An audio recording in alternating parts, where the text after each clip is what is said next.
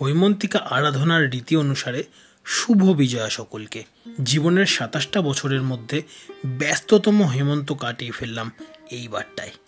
কখনো রাজা কৃষ্ণচন্দ্রের চতুর্ভুজার দর্শন, তো কখনো হুগলি নদীর ধারে চন্দননগর, মানকুণ্ডু কিংবা ভদ্রেশ্বরের প্রতিমা দর্শনে কেটে গেল হৈমন্তিকার আবাহন। ইতিমধ্যে উত্তর চন্দননগরের কিছু গুরুত্বপূর্ণ পুজো প্যান্ডেল ঘুরিয়ে দেখিয়েছি আপনাদের। আজকের এই ভিডিওতে থাকবে দক্ষিণ চন্দননগর, মানকুণ্ডু ও ভদ্রেশ্বর অঞ্চলের সেরা কিছু পুজো পরিক্রমা।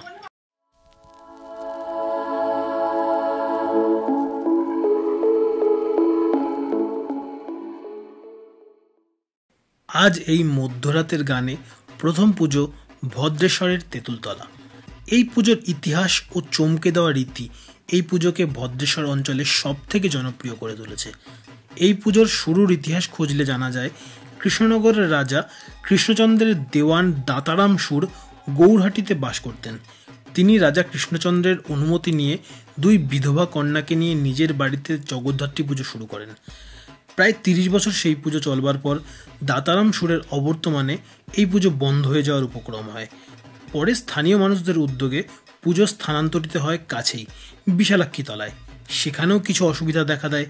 তখন শ্রীরামপুরের জমিদার গোস্বামীরা ভদ্রেশ্বরের তেঁতুলতলায় গঙ্গার ঘাটের কাছে পুজোর জন্য এই জমিটি দেন। সেখানেই এই পুজো এখনও চলে আসছে। দশমীর দিন এই পুজোয় মাকে বরণ করেন পুরুষরা। তাদের পরনে থাকে লাল পাড় শাড়ি। শোনা যায় সেই সময় ফরাসিরা এবং পরবর্তীকালে ইংরেজরা এই পুজো দেখতে আসতেন। বাড়ির মেয়েরা তাদের সামনে বেরোবেন না বলে পুজোর যাবতীয় কাজ করতেন পুরুষরা। সেই থেকেই এই প্রথার জন্ম। এরপর জিটি রোড ধরে এগোলে বাদিকে খেয়ালি সংঘ এবং ডান দিকে নিমতলার পুজো দেখে তারপর পৌঁছালাম বারাসাত গার্ডেনে। এই পুজোর থিম বেশ নজরকাড়া। ভাবনায় উঠে এসেছে ফ্লিপ দ্য সাইড, অর্থাৎ আমাদের পরিবর্তে যদি এই সমাজকে পশুরা নিয়ন্ত্রণ করত তবে ঠিক কেমন হতো দুনিয়াটা, সেই ভাবনা এবং তার সঙ্গে কর্পোরেট কালচারকে একটা ব্যঙ্গাত্মক ইঙ্গিত, সবে মিলে বেশ অন্যরকম লাগলো এই পুজো উদ্যোক্তাদের চিন্তাধারা। জিটি রোড ধরে জ্যোতির্মোড় যেতে পথে আরও দুটি পূজা মণ্ডপ দেখে নিলাম।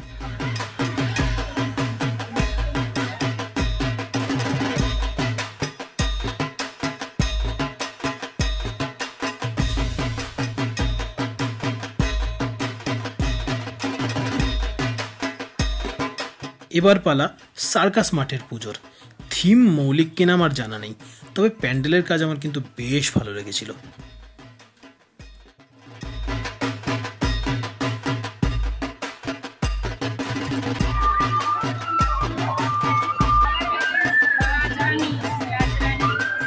এরপর চারাবাগানের মাতৃ প্রতিমার মনোমুগ্ধকর রূপ চাক্ষুষ করলাম এবং এগোলাম পরের পুজোর দিকে। পরবর্তী পুজোর নাম আমার জানা নেই, তবে এর ভাবনাটি চলতি বছরই দক্ষিণের সূর্যি সঙ্গে দেখেছিলাম।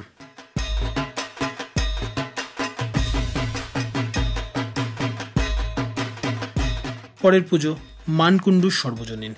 এদের থিম ত্রিমাত্রিক। 2024-এ মুদিয়ালিতে এই একই থিমের প্যান্ডেল হয়েছিল।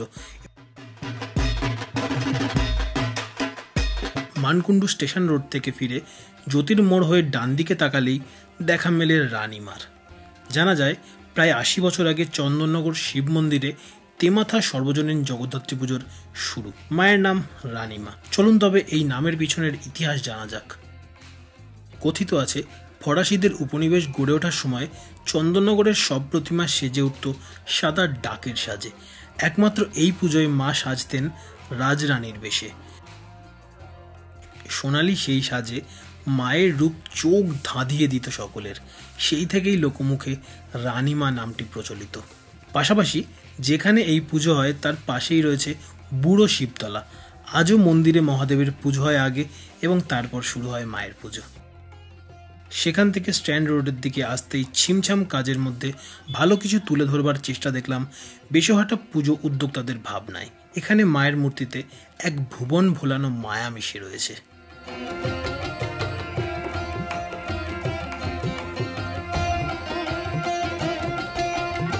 পরের পুজো দৈবক পাড়ার। থিমের আতিশয্যে আলো আধারে যেই ছাপটি তারা তৈরি করতে চেয়েছিলেন সেটি কিন্তু আমার বেশ ভালো লেগেছিল। পরবর্তী পুজো নিয়োগী বাগানের। প্যান্ডেল সাদামাটা হলেও মায়ের মুখ দেখে সেই কালোজয়ী তোমায় দেখে দেখে আখি না ভরে, সেই লাইনটা মাথায় চলে এসেছিল। সে রাতের শেষ পুজোর ভাবনা, কথাকলি ঘরানার উপস্থাপন। শেষ কিছু ঘন্টায় এত ভালো ভালো কাজ দেখবার পর এই কাজটা সত্যি খুব একটা নজর কাড়েনি। তবে প্রতিমার অলঙ্করণ কিন্তু বেশ মন ভালো করা। তুলনা টানায় বিশ্বাসী না হলেও এই ভদ্রেশ্বর মানকুণ্ডু রুটের জগদ্ধাত্রীর বৈশিষ্ট্য মনে হলো এদের পুজো প্যান্ডেল আর প্রতিমা, যেখানে আলোর শহরে আলোকসজ্জার পাশাপাশি প্রতিমা থাকে তাদের মেইন ফোকাসে। 20 মিটার যেতে না যেতেই ব্রেক কষার চেয়ে রাত জেগে সাইকেলে টোটো কোম্পানি করা আমার কিন্তু এবারটায় বেশ ভালোই লাগলো। এই উপস্থাপনা আপনাদের কেমন লাগলো জানান কমেন্ট বক্সে। আপাতত যাই, আসছি কৃষ্ণনগর রাজবাড়ির হৈমন্তিকা উপাসনার ভিডিও নিয়ে।